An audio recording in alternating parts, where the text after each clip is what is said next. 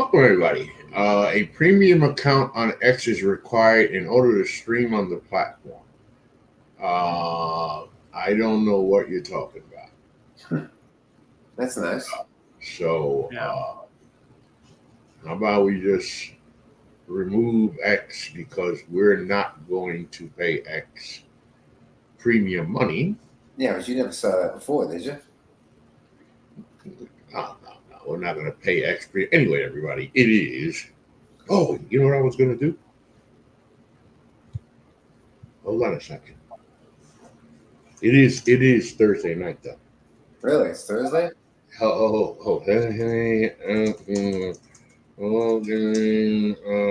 on, don't say anything. We have a show here, folks. But I wanted to say this first. I want to make sure I got the words right. So it says, "Take me out to the ball game.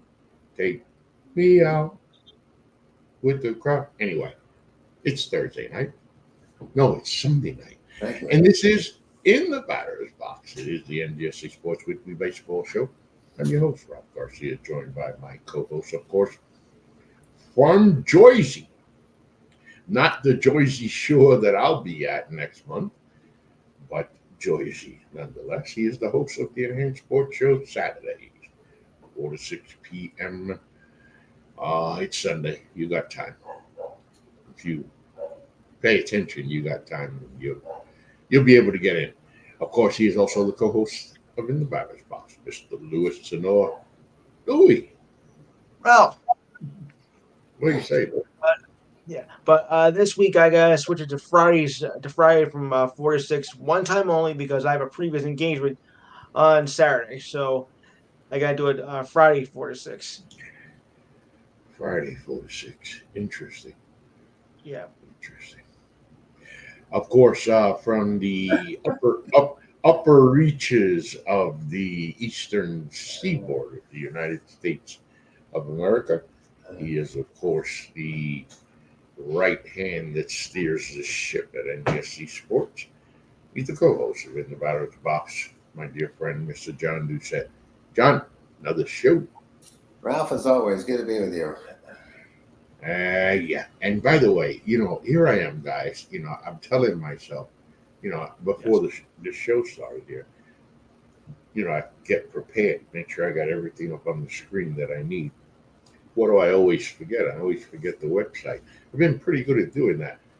But remember the website. It is ngscsports.com, where you catch all of your current sports and non-sports content. You'll find lifestyle stuff from our contributors. Shout out to all the contributors.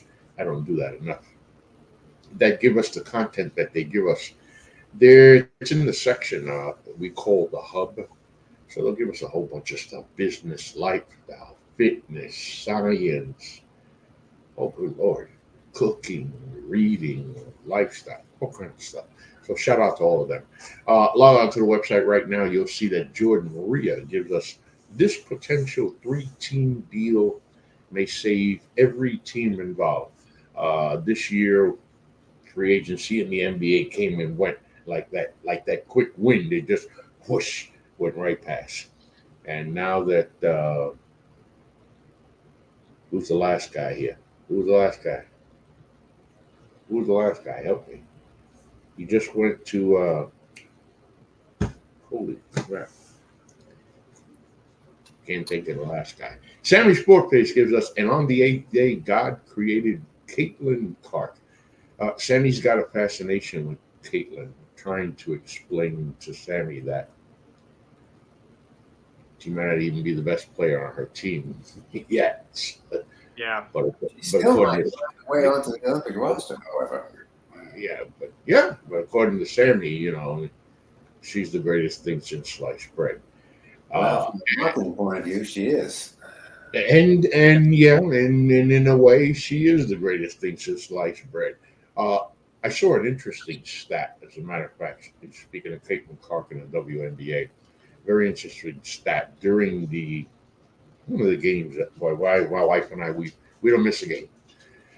So one of the games in the triple header we were watching again, they had a curious stat, not about the game, but that compared to last year, searches for the WNBA's leading scorer are up not 100%, not 500%, not 1,000%, not 2,000%, up 3,950%. Well, that shows the lack of interest there was before she showed up. Yeah. Yes. The phrase sold out arena, number one, is a norm when Caitlin Clark is coming to your town or playing at home, but it's becoming more the norm around the WNBA. So she is all that and more when it comes to that. That's for damn sure. Last but not least, John Doucette gives us America East Baseball. Aiden Kidd signs a pro deal. Yeah, some of the guys, boys in baseball, they got to keep busy, John. And so Aiden Kidd gets him a deal, huh? Well, I got to deal with an independent team called the Chicago Dogs that play in the American Association. It's basically a Midwestern independent league. And I mean, he could have gone back to NGIT as a grad student and played one more year, but decided instead to go ahead and try and pursue a professional career in this avenue. And I do think independent baseball is becoming an avenue for mid-major and small conference mid-major players to begin a professional career if they're convinced that they're not going to be a part of what is going to happen tonight and over the next couple of days, which is the entry-level draft. Exactly, John. Good point there, because it's the MLB Draft. Some will, some won't. Right. And those who won't have got to come up with a plan B. And you're right. They look like they're using the independent leagues like that as a plan A, because if you're going, better than anybody else if you're going to make the MLB draft, if you're going to be drafted. Right. I mean, if scouts are showing up to see you pitch, as in Aiden's case, if they're showing up to see him pitch, then you have an idea that you're going to get potentially drafted. But if there haven't been any scouts to see him pitch, then independent baseball becomes an option that I think a lot of players are really starting to seriously look into. So it's not only Sunday, it's Sunday, July 14th. And that means it is time for the 2024 MLB Draft. Teams will start building, rebuilding, adding, restocking to farm systems, and making a statement for their future. But before we talk about those guys, as we wait live for the number one pick to be made by the Cleveland Guardians, John, I'm going to bring up a name. Not sure if you heard of the kid. I just thought I'd bring him up. Paul Skeens. Not quite sure where we're going with this here. Ballsies? Paul Skeens. Oh, yes. Who is going to, let's face it, 1 year ago today, it was his draft. And he became not only the number one pick of the Pittsburgh Pirates and eventually signed with them rather quickly, but is now going to find himself as the starting pitcher for the National League when the All-Star game comes up on Tuesday night in Texas. It's been quite a 12-month period of time for Paul Skeens as he has elevated himself to levels that I think most rookies only dream of. And he has really taken not only the National League by storm, but Major League Baseball by storm. A 6-0 record, a 1.90 earned run average, and he didn't even start the year with the Pirates. That's really the most impressive part of the whole thing. But he has really, I think, become must-see TV for those people that have not seen this guy pitch, because he's already potentially had 2 no-hitters already. His last outing against Milwaukee back on Thursday, 7 no-hit innings, 99 pitches. He struck out 11 guys. It was a 1-0 game when he left it. The Pirates decided to go to their bullpen to finish off a game that they would win 1-0. but it's the second time that he's put himself in position to have a no-hitter to his credit. It'll show you the kind of domination that Schemes is putting out there already in what has become a very short period of time.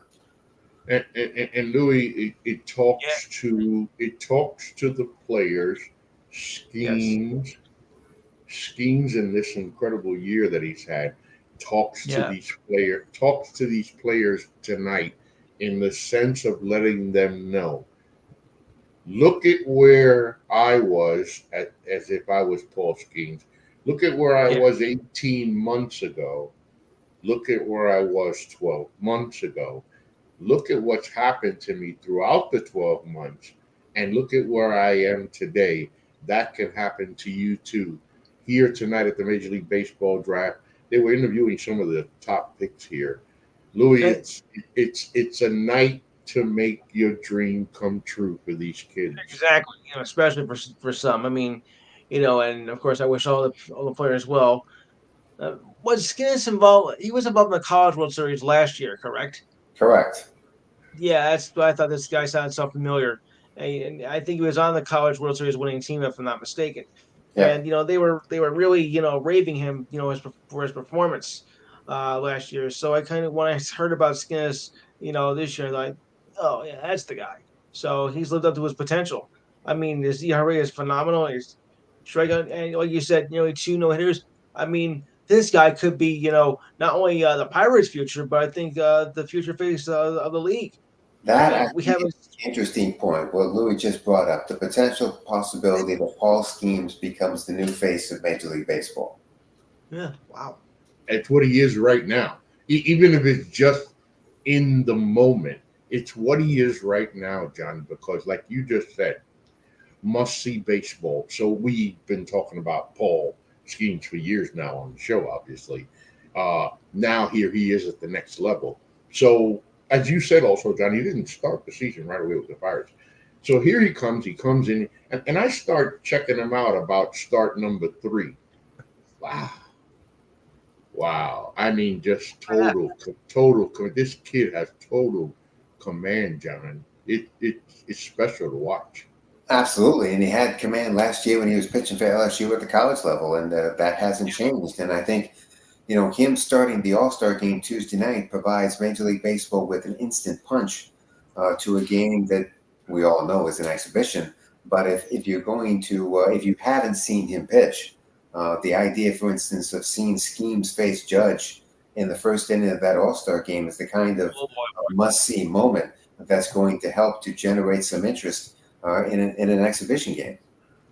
Hey, John, last week we talked about the MLB Draft. We even discussed amongst us the number 1 pick, right? Correct. Well, the number 1 pick of the 2024 MLB Draft is now in. And with the first pick in the draft, the Cleveland Guardians select Travis Bazana, second baseman, Oregon State. John, that was my pick. Well, again, as Alejandro pointed out last week, we're talking about a Guardian team that has plenty of hitters at the minor league level. We kind of thought that they might consider Chase Burns, who is, I think, the best pitcher in the draft as far as college is concerned. And this is going to be a position-driven draft, whereas last year was pitchers. But the Guardians have decided that a second baseman from Oregon State, who had a pretty good year with 28 home runs and pretty good numbers across the board. But that leads me to believe that the Guardians are going to use some of their minor league talent in the offseason to make some moves to improve the 25-man roster if you're going to go this route. Yeah, I'm with you that the need and the smart pick should have been, especially like you said, in a draft here that's not pitcher heavy. Okay, so let's reiterate what John said. This is a position player draft. Okay, that's what this is. And when you get a pitcher like Chase Burns, I feel that you need to take advantage of that situation. And this would have been a great pick for the Guardians. So now it leads us, Louis, to what John says. So now, what is Cleveland doing, right? Right. Well, again, we're also talking about a kid with 407 in the Pac-7 for Oregon State. So we are talking about a kid that's got quite a bat. But again, you have to remember that's with an aluminum bat, and now he's going to have to transition to a wood bat. And what is that going to do to his numbers? They're probably going to drop somewhat based on the change from aluminum to wood. But I mean, this is a kid that from all the mock drafts that have been put out there, this was the kid that the Guardians had been focused on, and it's the kid they took. Yeah, they got him. I mean, They got him. I'm seeing here on MLB.com that there was chatter Saturday. No, I'm sorry. I'm looking at the wrong place right here. Yeah. So they go with Bazana. I mean, a good pick. A good pick. I mean, this is not to say that Bazana is not deserving of the top overall pick. Oh no, this kid certainly has a resume that would suggest that he's the best position, potentially best positional player in college baseball. Although some would suggest that that's Charlie Condon based on the fact that he won the Golden Spikes Award, which is college baseball's version of the Heisman Trophy. But Yes. he certainly has a resume that would suggest he's a top 3 pick easily. So, now, like you said, John, it's just a matter of how this works for an organization that already has, position players. We'll see how this plays out. Yeah. Now, this is a kid who has not only is he's so good, he's one of these kids that I see, because remember, John, we talk about it all the time. You got to transition. You just said you got to transition from metal to wood. You got to transition from college baseball to pro baseball now. It's a big transition. But I think Bazana is one of those kids that's not going to have much of a problem. We'll see how long. You would think he's going to go through the organization rather quickly. Yeah, I was just about to say, John, I was, how long it's going to be. Shouldn't be that long for him to make his way through the system and get, up to the big house. You wouldn't think. And if that's the case, then again, there are going to be some changes within the Guardian organization once the season ends in terms of using some of these minor league players to potentially improve that 25-man roster.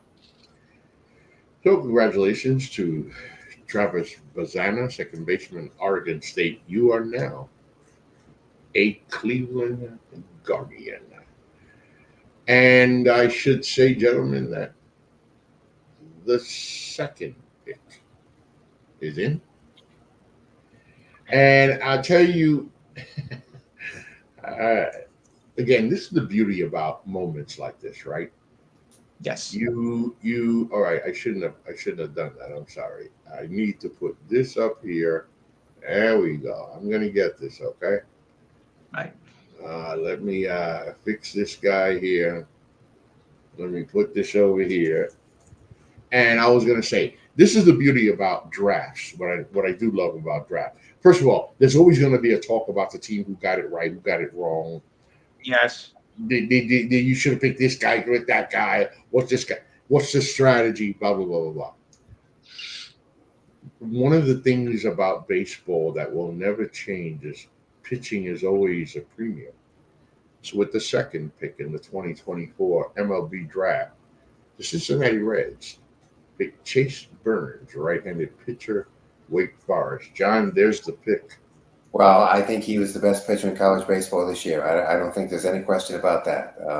And this, again, is not a pitching deep draft by any stretch of the imagination. But Chase Burns, who a year ago was at Tennessee, put himself in a transfer portal, ended up at Wake Forest, and became their Friday starter for them during the regular season, and certainly demonstrated why he could be easily the best pitcher. The Cincinnati Reds are certainly a team that you would think, and I think, are certainly looking for more pitching.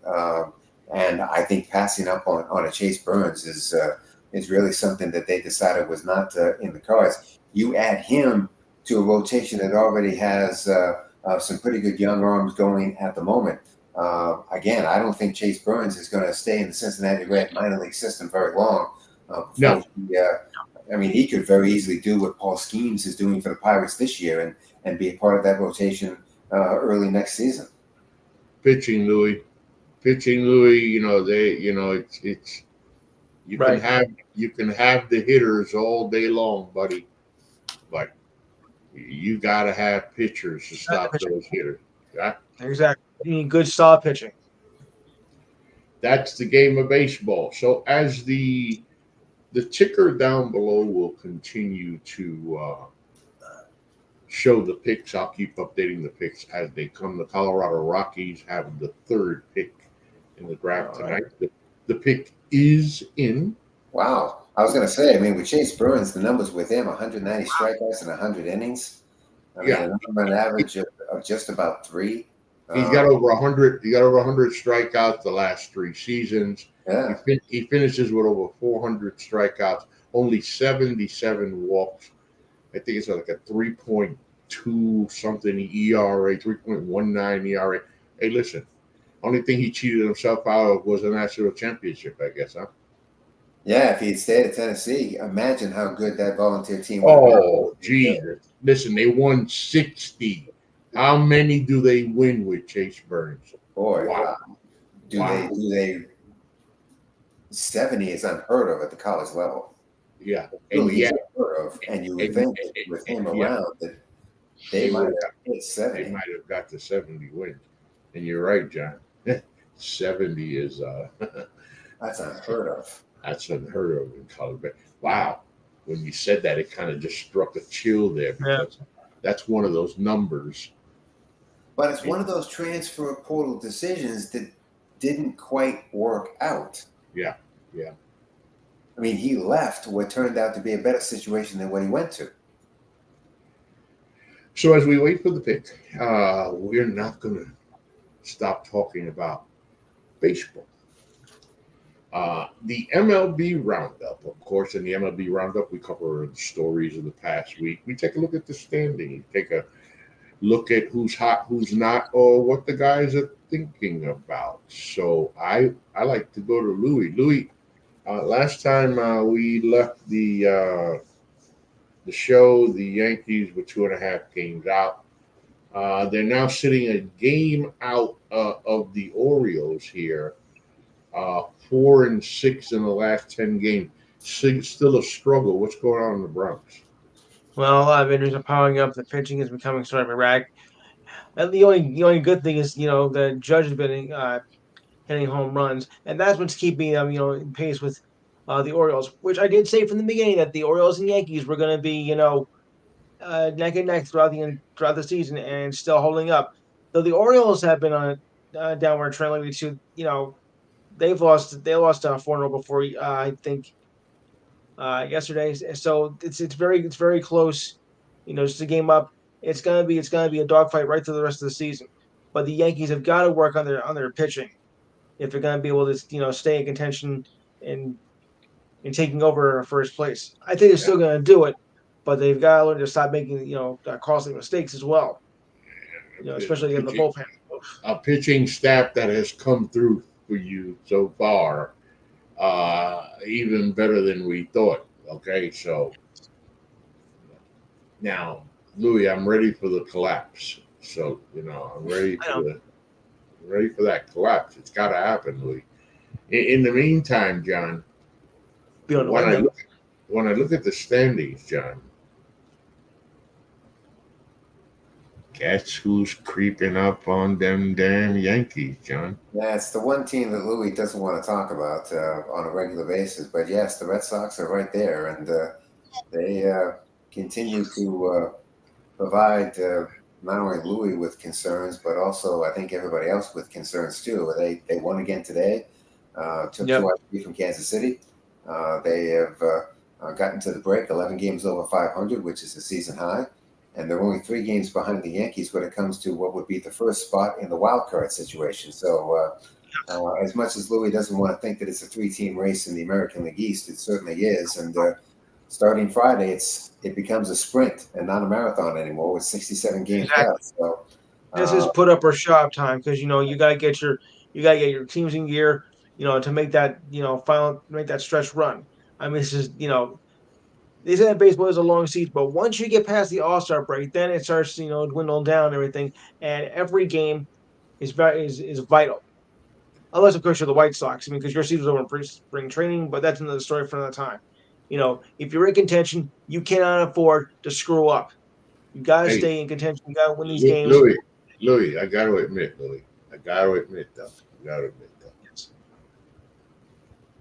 what a special show it would be next week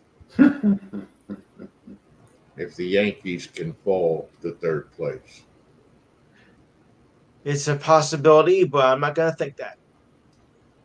We might even see a pissed off Louis Tenor. All right, the pick is in with the third pick of the 2024 MLB Draft. The Colorado Rockies select Charlie Condon, outfielder, third baseman from the University of Georgia. Hey, John, if there was a nice place for Charlie Condon to land, he just hit the Rockies. Well, with that rarefied air, who knows what this kid can do out there? I mean, we're talking about a kid that had 37 home runs for the Georgia Bulldogs this past year. He could end up being a corner infielder for them, as opposed to being an outfielder based on the problems that the Rockies have had with Chris Bryant. This could easily be the kid that eventually takes over at third base for this team. He was the Golden Spikes winner. Most people in college baseball felt that he was the best everyday player in the game this spring. Georgia was a team that really wasn't talked about all that much back in January and February when the season began, but Condon put that team on his back, and all of a sudden they became quite the team in the Southeastern Conference and made the NCAA tournament. He is a very big reason why they got there, and I think he's got the potential to put some massive numbers up in Colorado. A lot of people tonight screaming, "Go Dogs!" Yeah. Congratulations to Charlie Condon, another player, one of the several players that could have been the top pick. He goes number 3 for the Colorado Rockies. Again, so good pick. I think it's a good pick there. It is a good pick. I mean, the three players that have been drafted so far were the three players that were expected to be drafted. The only difference would be the second pick and the third pick. I mean, Condon was talked about with the Cincinnati Reds more than the Colorado Rockies, but I think for Chase Burns, ending up in Cincinnati is a lot better than ending up in Colorado, again, based on the rarefied air. When you have a team, you're always going to have your star player or a couple of star players. Very important. Yeah, in the case, Louis, for example, of the New York Yankees, you've got Judge and Soto. We talked last week. You can't afford to lose one of these guys. You certainly can't afford to lose both of them. What that would cost the Yankees. Case in point, the Atlanta Braves. When you talk about the Atlanta Braves, you can't help, of course, obviously, but think of the Atlanta Braves team of the 90s that won, 75 division titles and one World Series. And you see this team that's been created, who by now, by the way, didn't they win a World Series, John? They just won a World Series. Yes. Not too long. Okay. They need to win a couple more. It's just that kind of situation, right? So their best player goes down, John.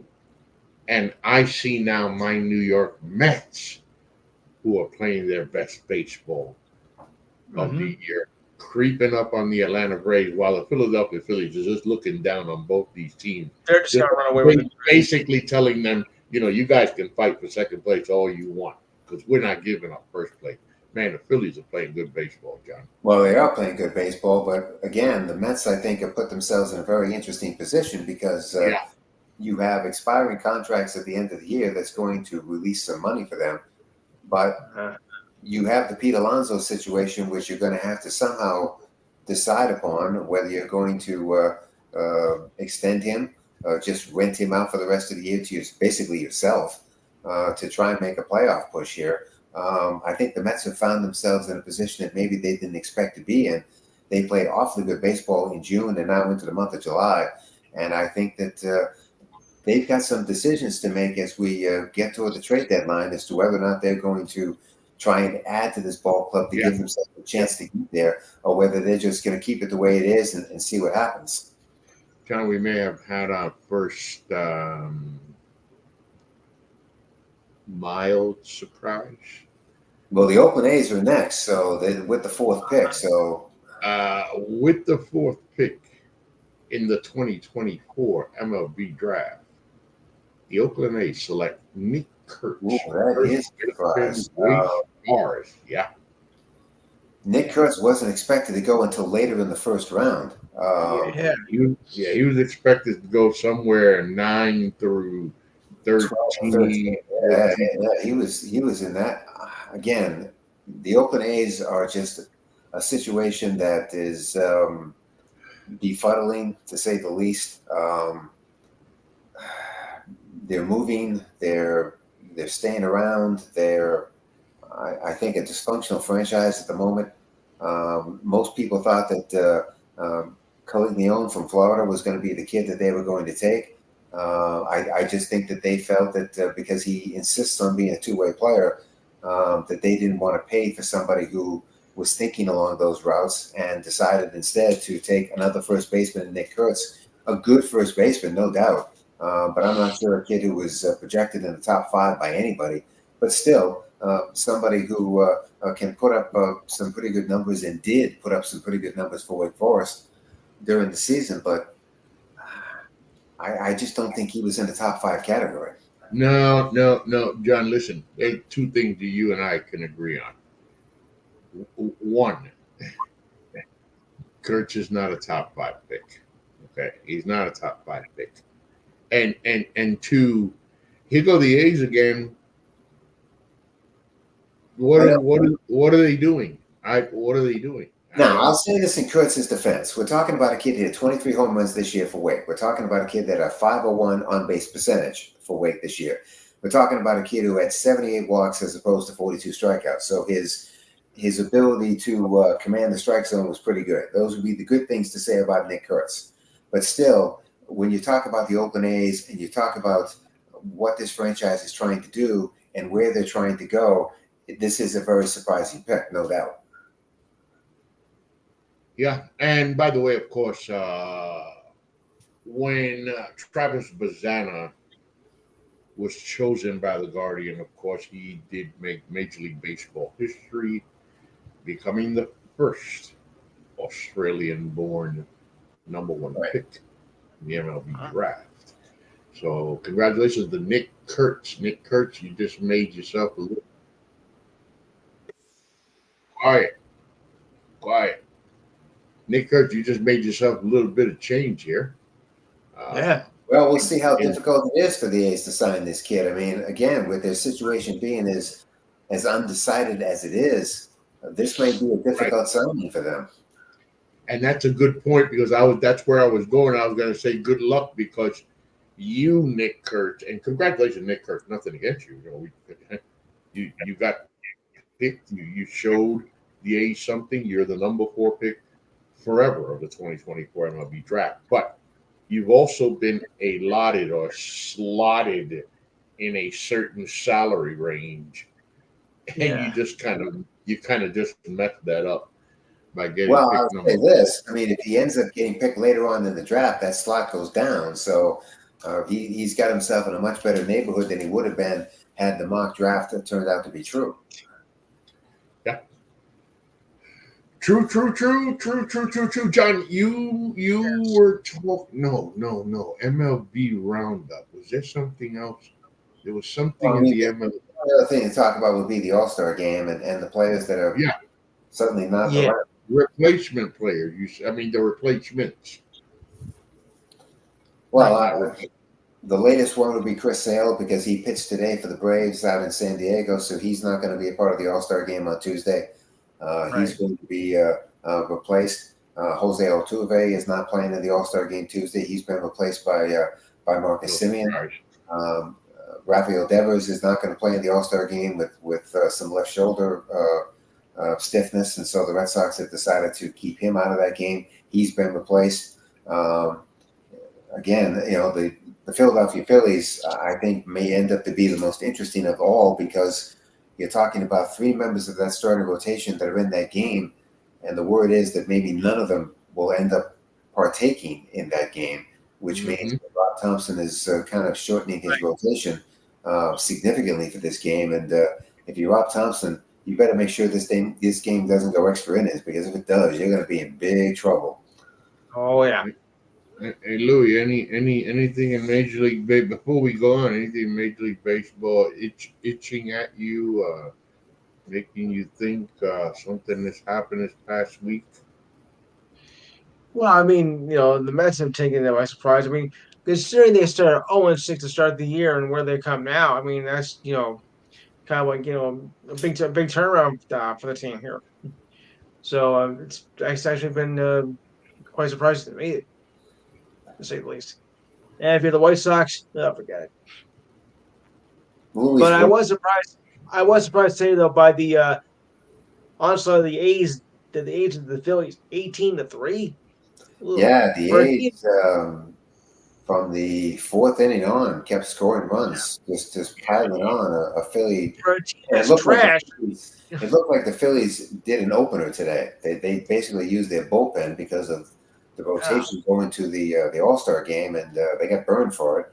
But I don't think they necessarily care, based on the fact that it's the last game before the All-Star break. Yeah. Yeah, pretty much. But still see an onslaught like that.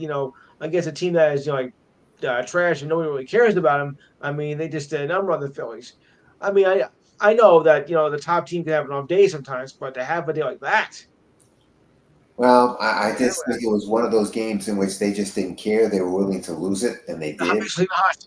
Yeah, they just didn't care. And again, with it being the last game before the All-Star break, why not? I mean, you've got a comfortable lead in the division. You can basically do what you want, which is what they did. It didn't work out, but again, I don't think anybody's really concerned about it. So, John, we've mentioned several times that the 2024 MLB Draft is basically a position player draft, and we get Chase Burns at number 2, and now with the 5th pick in the 2024 MLB Draft, the Chicago White Sox select Hagen Smith, left-handed pitcher out of Arkansas. John, this was expected to be the pick. Yeah, this was expected to be the pick by the White Sox. And let's face it, they have a lot of holes that they've got to take care of. And they're not going to be able to take care of all of these holes in this particular draft. But Hagen Smith is a kid from Arkansas, a left-handed pitcher that can certainly start the process for them, because they really do have an awful lot of issues that need to be addressed as we move forward here. And again, I would think that when we get to the end of the month, they're going to be sellers in the trade market to try and find some more young players that maybe they can fill other holes with to go along with what they end up doing in this draft. But Hagen Smith is a very good step in the right direction for a team that desperately needs a good step in the right direction. Yeah. No, that's a really good pick there by the White Sox. The pick is in. John, is it me, or is the first round going a little quicker than I thought?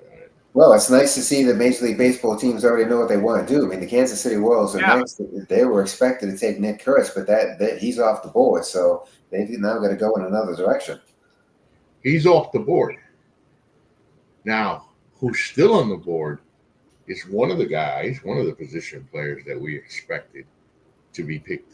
That could have been picked by now. Remember, position player draft, 2 pitchers already picked in the top 5, and with the 6th pick in the 2024 MLB Draft, the Kansas City Royals select Jack Caglianone. He is a first baseman and left-handed pitcher out of Florida.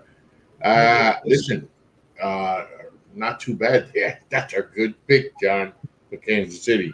It is. They've just got to decide what he is. I mean, we're talking Yeah. about a kid who hit 25 home runs for the Florida Gators as a left-handed hitting first baseman. Most scouts will tell you that he's a better positional player than he is a pitcher. He certainly wants to try himself out as a two-way guy. And I think for the Kansas City Royals, that might be a little bit of a scary proposition here. They may have a specific idea in mind for this kid that he may not necessarily go along with. But God, if he decides to just be a positional player, this is a great pick. But if he's insisting on being a two-way guy, this may be a very difficult one for the Kansas City Royals to justify. Two-time first-team All-SEC, first SEC player to have multiple 30 home run games. He had 419 this year. It was I can't even. This is just me. I can't even see the argument for Jack to pitch because he brings so much with the bat. So much with the bat. I mean, as a hitter, 6'5", 250 pounds, just 21 years old. I mean, I certainly hope. I mean, look, we only got one show. Hey, Louis.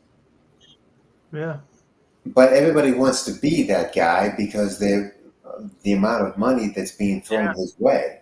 Everybody wants to be that guy, and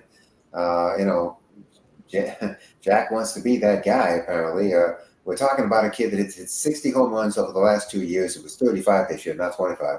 60 home runs over the past 2 years. So he has a bat, no question. But he also believes that he can be a reliable left-handed pitcher in a starting rotation, and most scouts don't see that happening. No, I just looking at the kid and his body of work in college. Yeah. It's not as impressive as it is as a hitter. No. And remember, like you said, it's not as impressive as it is as a hitter, and he did it at the college level. But listen, it's again a whole different monster when you start getting it's a whole different monster. It's the Major League Baseball level. So I just think that it would be best. And as we speak, pick number 7 belongs to the St. Louis Cardinals. The pick is in. Mm-hmm. Boy, I like the fact that these teams are just rolling right through this. They are rolling. Yeah, still got 7 rounds to go. Every time I look, I was like, holy crap, another pick is in. Another pick is in. By the way, J.J. Weatherholt still sitting there, 7 picks in. John, it looks like the American League West is going to give us another thriller. Well, let's see what the 7th pick is first, and then we'll Okay, he'd like to see the 7th pick. John wants the 7th pick. All right. Is it J.J. Weatherholt? Is it Bryce Raynard? I'll go JJ. Bryce Raynard, a high school kid, okay? He would be the first high schooler taken. This is not a draft that's going to be, at least the first round, it's going to be loaded with high school kids. This is a draft that, at least for the first round, is going to be dominated by college kids. It just doesn't appear that the high school crop this year is worthy of a first-round consideration by the majority of these teams. And as remember, we talked about our top of the list guys as we talked last week. All of them are now off the board, as with the 7th pick of the 2024 MLB Draft. The St. Louis Cardinals select J.J. Weatherholt, shortstop, second baseman from the University of West Virginia. Listen, so J.J. falls, okay? This kid was a potential. Most people thought he was going to be an Angel pick. Yeah. Listen, he could have been. Yeah, he could have been the number 1 pick. He could have been the number 1 pick. Yeah, it could have been. He could have been the 8th pick with the Angels too. Right. So now I say if you didn't get the number one pick and you didn't get top 5 like you were expected, the St. Louis Cardinals is not a bad place to fall, John. Not a bad place. Well, not a bad place to fall. I thought the Cardinals might have considered going for some corner infield help because they got to make decisions about Goldschmidt and with Hernando eventually with contracts. And it's possible that both those guys find themselves in different destinations sometime in the near future. So I was somewhat leaning toward the idea that they were going to go for corner infielders here, as opposed to a kid who has middle infield versatility, being able to play both shortstop and second base. And like I said, closing out our MLB talk here, the West, John, that AL West again, Seattle 1 game up on Houston. Here come the Astros. Texas is not going to go away. This is getting interesting. I was talking to the Texas Rangers team that's under 500, but only 5 games back. Well, the Seattle Mariners have really come back to the pack. There's no doubt about that here. And I think that they're hearing footsteps in the footsteps of the Houston Astros. And I think it's a Mariner team that desperately needs to make a move at the trade deadline to try and get themselves back on the right track again. It's not a great offensive team by any stretch of the imagination. They have trouble scoring runs, and because of that, their pitching staff is really being forced to weather the storm. And it's not going well for that team and for that pitching staff. So I think that the Mariners are, if there's a team that really needs to make a move at the deadline, I think they are it. Yeah, it's going to get interesting. You know, Cleveland and Minnesota is only 4.5 games back. The Kansas City Royals, where the hell did they come from? What a nice season they're having. Well, they had a nice season because of the off-season moves they made, signing Hunter Renfroe, and then the move for Seth Lugo and signing him for a couple of years. I mean, yes, they made the big splash with Bobby Witt Jr., and you would expect that they were going to do that. But it's the secondary moves that this team has made that's allowed them to be a playoff contender.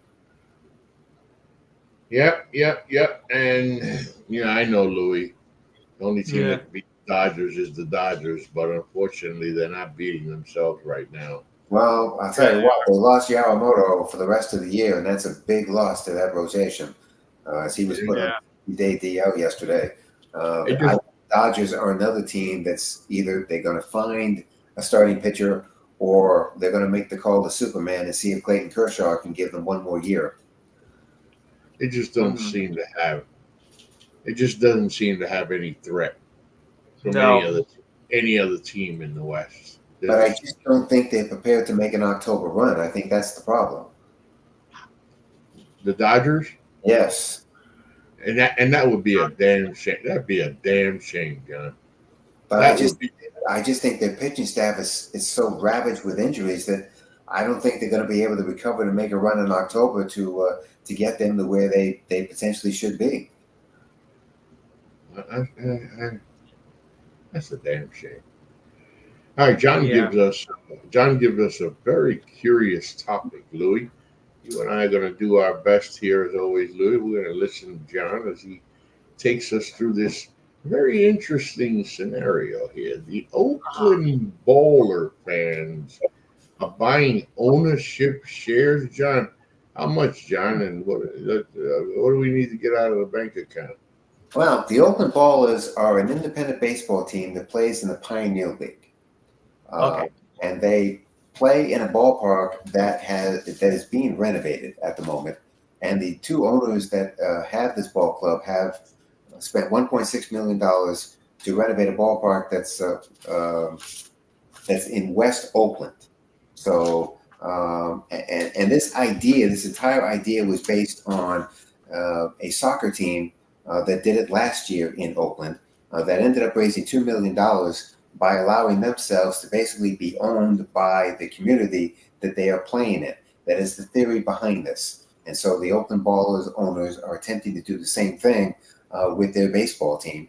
And they have secured with the Security and Exchange Commission the necessary forms to allow their fan base in their community to be able to do this. It's a team that averages about 1,700 fans per game through the 22 home dates that they've had to this point. They're an above 500 team in the Pioneer League, so they're playing pretty well. but it's a team that believes, or the ownership that believes, that the way that teams are run nowadays in professional sports, the system is broken.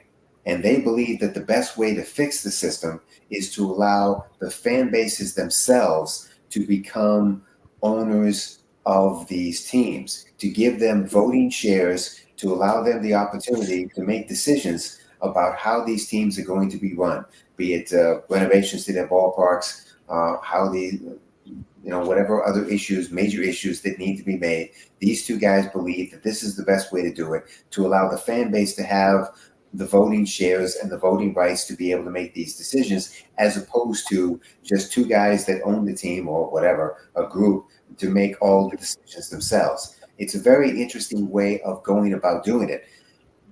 In 4 weeks, they're going to allow their fan base or their community the opportunity to go ahead and fill out the forms with the Security and Exchange Commission to begin the process of becoming potential owners of this baseball team. And it'll be based on that they will go ahead and essentially allow the community to run this team. This was a team that was put together back in November, by the way, and in 90 days took the $1.6 million from the two owners and renovated the ballpark that they now play in. But it's a ballpark that they only have a 1-year lease with the city of Oakland. They are talking with the mayor of Oakland about extending that lease to allow them the opportunity to stay where they are, continue renovating the ballpark, and hopefully get it to the way they want it. The ballpark they're playing in seats 4,000 people. They also would like the opportunity from time to time to play where the Oakland A's are now, which is the Coliseum, which when the season is over is going to be converted from a baseball field to a soccer field to allow for to allow soccer to be put in there, professional soccer to be put in there. So there are a lot of moving parts to this, but I do think the interesting part to the whole thing is the community being allowed the opportunity to own a baseball team. I mean, very interesting, Louis. I mean, and the fans get a say, Louis. Yeah. Gee, why can't we do that for every team? Well, it's good. That's pretty interesting. I mean, a few teams I know have done that, but it's still very rare. But I'm glad to see that that the fans do have somewhat of a say in it. I was gonna ask local ballers where are they, but now I know. Yeah, the Pioneer League. I've heard of that, so I just wanted to clarify on that. Ramondi But Ballpark is the place that they play in at the moment. That's the place that they've renovated to a certain extent, and that's the place where they would like to stay for at least the foreseeable future. And they're hoping that they can work that out with the city of Oakland. But I think the entire concept, I think you can do it at the independent level, which is what this is. I'm not sure that you could do it in levels higher up, however. Probably not. That is, good question. That's a good Well, point, John. This will be the last pick that we get to be a part of here. Los Angeles Angels, an organization mired in losing an organization that sometimes appears to not even give a damn. An organization with the likes of, one of the best players that's ever played the game. Now the Angels try to add, with the 8th pick in the 2024 MLB Draft, Los Angeles Angels select Christian Moore, second baseman from national champion Tennessee.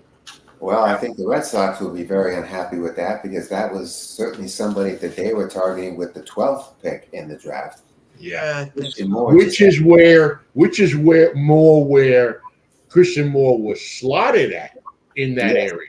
Yes, he was slotted in that area by a lot of the mock drafts that came out. He had a tremendous season at Tennessee, over 30 home runs, 80 RBIs, a rather hefty batting average to go along with it, and a kid that I think if there was a knock on Christian Moore was that some scouts didn't believe that his defensive abilities at second base were as good as his offensive capabilities. But I think that he demonstrated during the College World Series in particular that he can turn double plays and that he can make the routine plays at second base that will allow him the opportunity to be an everyday player for whoever drafted him.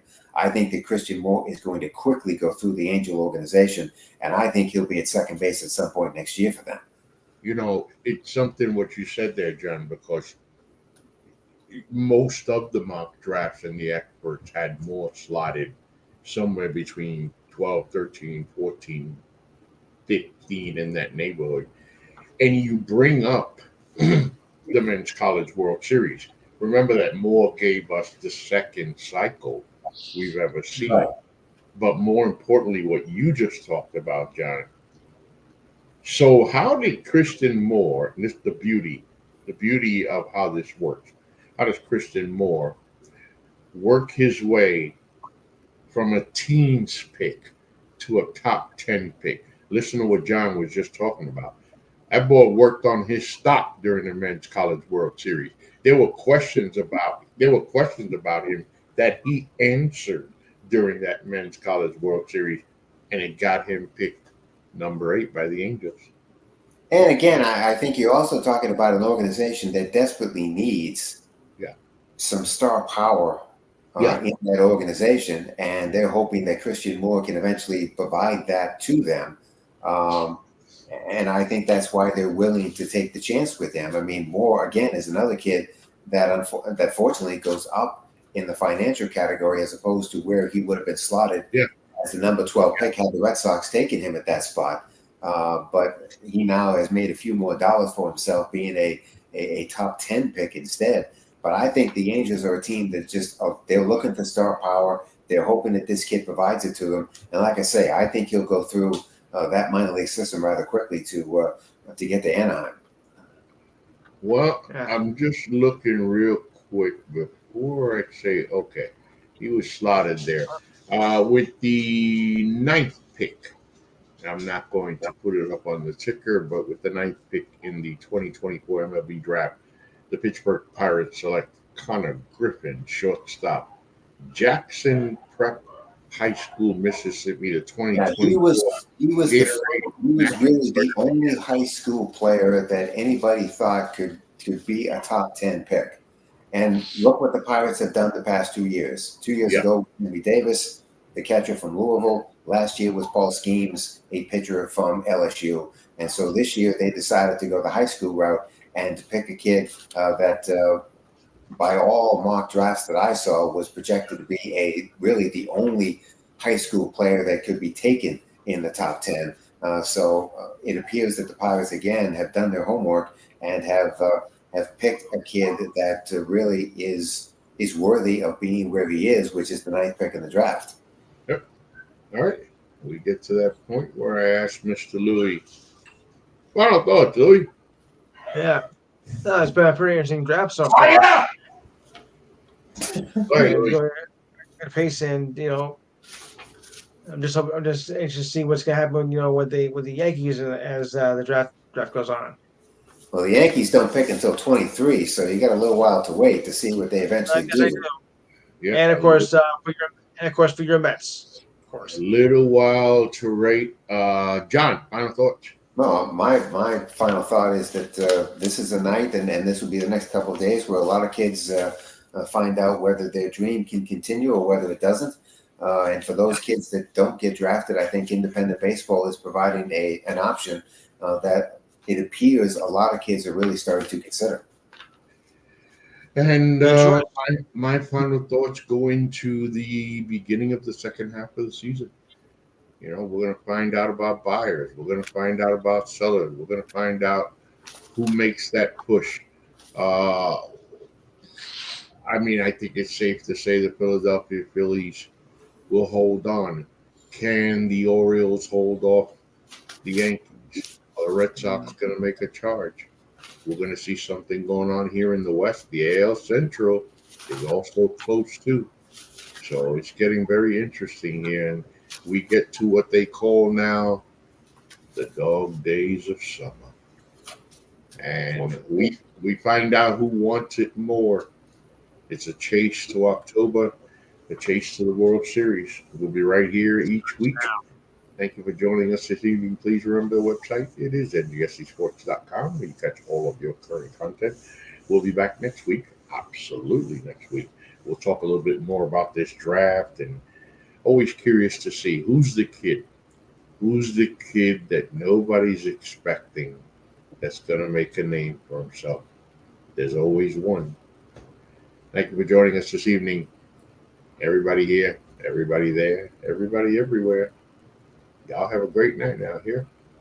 Peace. Hey, folks.